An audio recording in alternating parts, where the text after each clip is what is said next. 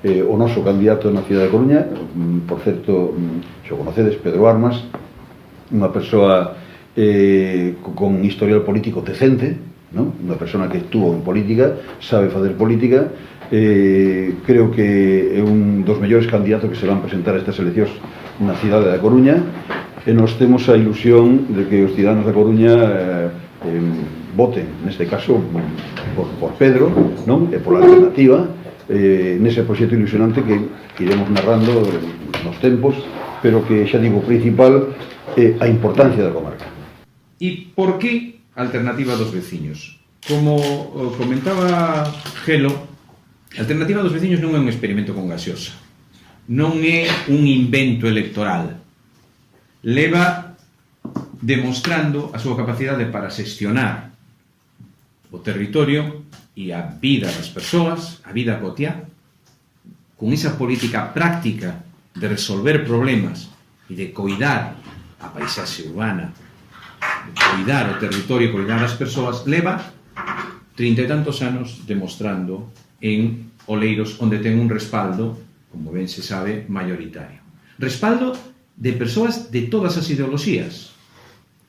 E agora, digamos, a alternativa se plantexa unha expansión pola comarca, porque xa non podemos estar falando só en termos locais da cidade da Coruña ou de Oleiros, porque realmente Oleiros é a Coruña, o Burgo é a Coruña, a Corbeira é a Coruña, o Portazgo é a Coruña, Cambre é a Coruña.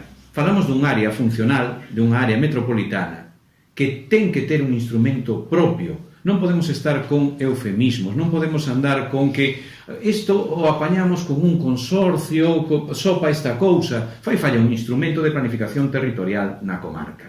Na comarca entendida como unha comarca onde a Coruña é a, digamos, a cabeza da comarca e ten un hinterland que é moi conectado.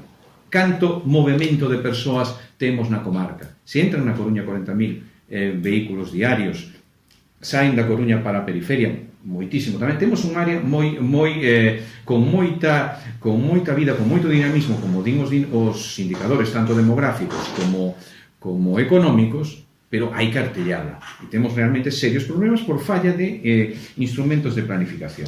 Na Coruña fai falla máis experiencia política para impulsar a área metropolitana, darlle solución ás fachadas marítimas, as dúas fachadas marítimas, para humanizar a cidade, para recuperar o comercio local.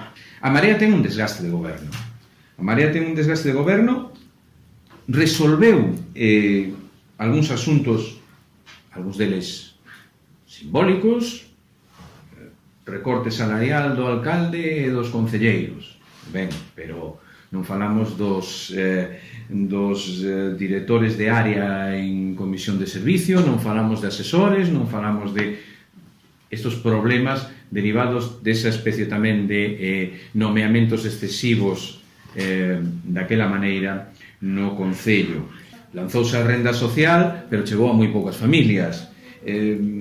Rehabilítase un rincón no cárcere, unha función aí dubidosa, pero non se dá unha solución para o cárcere como tal. En materia de mobilidade urbana houve realmente poucas novidades.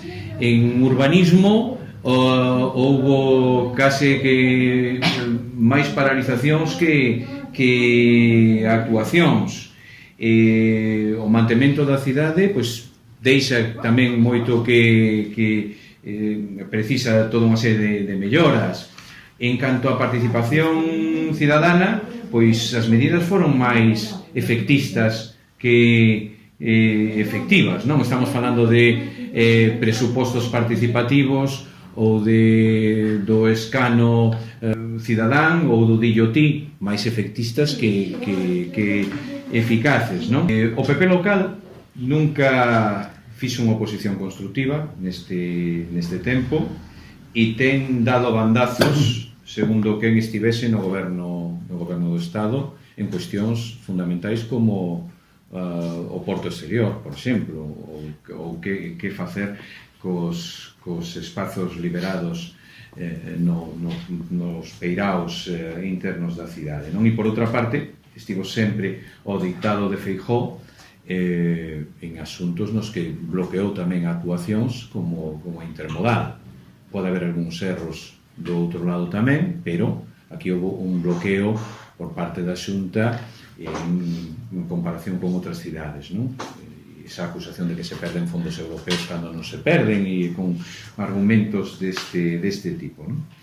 No caso do PSOE local, polo contrario, o PSOE local non está de acordo nin co PSOE galego, nin co PSOE provincial, nin moitas veces consigo mesmo, non? E que o estamos vendo neste proceso de primarias, pois, como comentaba Gelo, que moitas veces parece máis unha gaiola de grilos que outra cousa, e que ao final o que, como consecuencia, o que se tivo foi que o PSOE levou a cabo unha oposición desnortada en todo este tempo, errática, desnortada, non?